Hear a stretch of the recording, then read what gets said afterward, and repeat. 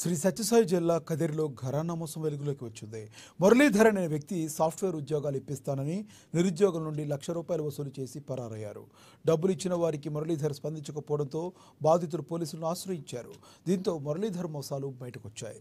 నిందితుడిపై మదనపల్లి, హిందూపురం, బెంగళూరు ఇతర జిల్లాల్లో కేసులు ఉన్నట్లుగా పోలీసులు గుర్తించారు. మురళీధర్పై కదిరి పోలీసులు కేసు నమోదు చేసి దర్యాప్తు చేస్తున్నారు.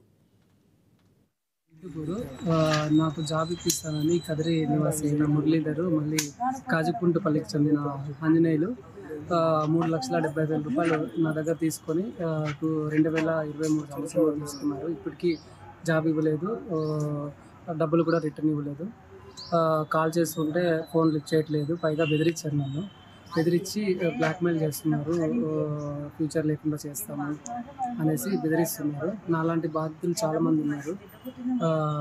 హిందూపూర్ నుంచి కూడా ఉన్నారు, మదనపల్లి నుంచి ఉన్నారు, చాలామంది ఉన్నారు. వాళ్ళ దానికోసమని ఈరోజు కదిరికి వచ్చి సిఐ గారిని కలిసి కేసు ఇవ్వడం జరిగింది. సార్కి చెప్పాను తగిన